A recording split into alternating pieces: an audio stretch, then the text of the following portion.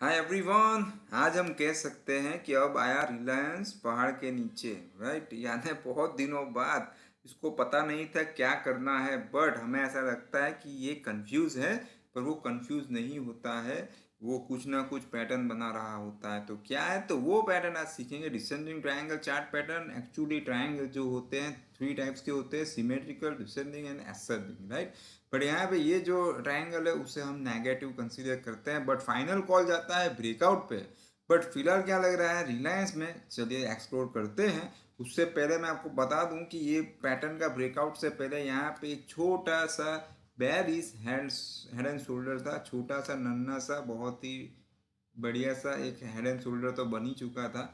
अभी पूरा अगर हम बड़ा एरिया देखते हैं तो हमें और कुछ कंक्लूजन्स मिलते हैं। तो यहाँ पे ये पैटर्न आज हम सीखेंगे। तो करते हैं शुरू। और दूसरी दूसरी बात दोस्तों, हमेशा याद रखिए जब स्ट्रॉन्ग प्लेयर्स जब आपको लगे कि अभी नहीं चल रहे हैं, और आईटीसी का कल हमने वीडियो बनाया था, तो आईटीसी आप देख सकते हो कि अकॉर्डिंग टू दैट उसने रिजल्ट भी दिया।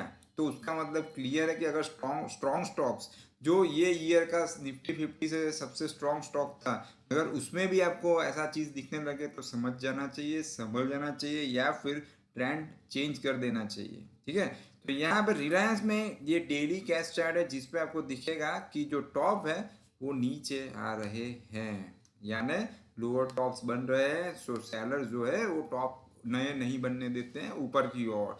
सो सेलर का पावर ज़्यादा है, सेलर जो है वो यहाँ पे डोमिनेट्स कर रहे हैं। दूसरी बात रही बॉटम की, तो बॉटम यहाँ पे तकरीबन देख सकते हो सेम बनती है। तो हमें ऐसा लगता है कि Reliance is taking support on that level. But याद रखिए, remember this line, there is no support in the bear market and there is no resistance in the bull market. तो यहाँ पे जब गिरता है तो फिर वो किसी भी सपोर्ट का रिस्पेक्ट नहीं करता है। तो चलिए, यहाँ पे कंफर्मेशन मिल चुका है। 2 दिन पहले गैप डाउन भी हुआ था ये वाले एरिया में। मैं आपको सर्कल करके दिखा देता हूँ। ये वाले एरिया में गैप डाउन हुआ, फिर आप देख सकते हो टूटा, फिर थोड़ा उछला और फिर आज टूटा।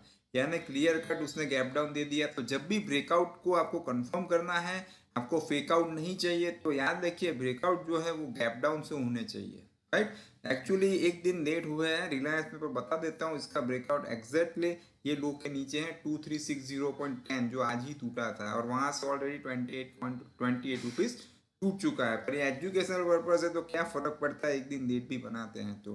पर यहाँ पे अभी रिलायंस को पिक्चर क्लियर हुआ कि मुझे नीचे जाना है। वैसे तो क्लियर हो ही रहा था, ऐसे आप देख सकते हो ये हो गया ट्रायंगल। यहाँ पे डिसेंडिंग ट्रायंगल में इन लोगों ने तो ऐसा कह दिया है कि ब्रेकआउट जहाँ पे आए वही ध्यान रखना है। ऐसा जरूरी नहीं है कि ये मंदी का ही है, बट फिलहाल इसने तो डाउन साइड ब्रेकआउट दे चुका है।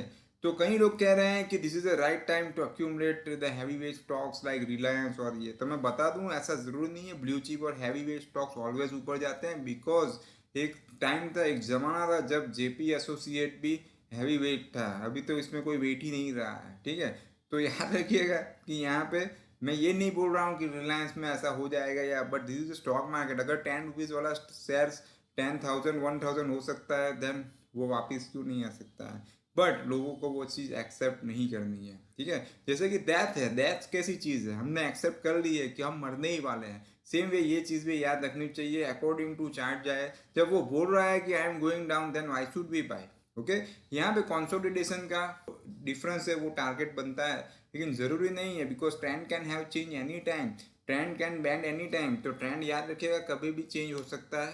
तो ये जो एरिया है, बता दूं आपको, इसके लिए हम प्राइस रेंज यूज़ कर सकते हैं। ये भी बहुत काम की चीज़ है, देखते रहिए। यहाँ से मैंने ओपन किया लेफ्ट साइड से प्राइस रेंज, तो ये वाली जो टॉप है उससे लेके ये बॉटम, तो ये जो डिफरेंस है वो 486 रुपीज़ का है।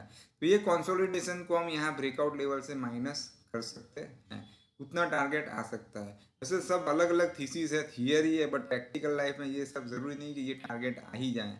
तो यहाँ पे आपको स्टॉप लॉस ट्रेल करना है, आपको टॉप से करना पड़ेगा। जब भी आप ट्रेडिशनल एनालिसिस यूज करते हैं या चार्ट पैटर्न यूज करते हैं, तो आप लास्ट हाई से नहीं कर पाएंगे, क्योंकि बहुत ही बड़ा कंसोलिडेशन एरिया है, और टारगेट भी इसका नीचे की साइड और 486 रुपीज़ है। तो अगर इतना बड़ा केक आपको चाहिए तो फिर नहीं चलेगा, छोटी स्पून से हम नहीं काम कर खा पाएंगे, राइट उसको। तो यहाँ पे आपको याद रखना है कि स्टॉप लॉस ट्रेल करने के लिए आप लाइन चार्ट का सहारा ले सकते हैं। ठीक है, लाइन चार्ट मैंने कर दिया। अभी जैसे ही लोअर टॉप बनते जाए तो टॉप से स्टॉप लॉस को ट्रेल करते जाए, लेकिन फिर उसमें टॉप का स्टॉप लॉस यानी कैंडल से उसका हाई हमें लेना पड़ेगा, फिर वो अपना स्टॉप लॉस बनेगा। फिलहाल के लिए ये डाउन ट्रेंड के लिए रिलायंस का स्टॉप लॉस है ये हाई 2426, जो कल उसने थोड़ा प्लस में बंद क्लोज दिया था। ठीक है, बट जब तक ये गैप फिल नहीं होता है तब तक मुझे नहीं लग रहा है कि उसको ऊपर का कोई स्कोप है, और वो गैप फिल होगा जब वो 2436.10 ब्रेक करेगा। राइट, तो यहाँ पे देखिए चार्ट कुछ ना कुछ कहता है, तो हमें जो सुनना है वही सुनेंगे, तो फिर चार्ट का कोई मतलब नहीं है। तो हमें रियल लाइफ में भी एक अच्छे गुड लिसनर बनना पड़ेगा, और यहाँ पे भी। ठीक है, फिर उसमें बहुत डिटेल में भी आते हैं सब, इसमें अंदर ड्रॉ भी कर सकते हैं, पर कोई ड्रॉ करने की जरूरत नहीं है, ऐसे सब ABCD या वो। ठीक है, यहाँ पे दिख रहा है कि ये थर्ड बॉटम से गैप डाउन से ब्रेकआउट दे चुका है, तो इतना डिटेल में मुझे नहीं लग रहा है जाने की ज़रूरत हो। लेकिन याद रखिए कि रिलायंस हैवी वेट जो है वो ये चीज़ दिखा रहा है, और ITC देख लिया होगा आज आपने। ठीक है, तो ITC का वीडियो भी ज़रूर देखिएगा, कल ही अपलोड किया है, और निफ्टी का भी हमने किया था, उसमें ADX का the beginning of the trend आपके साथ शेयर किया था। तो आज इतना ही दोस्तों, फिर मिलते हैं नए वीडियो के साथ, तब तक के लिए good bye, take care, follow the stop loss.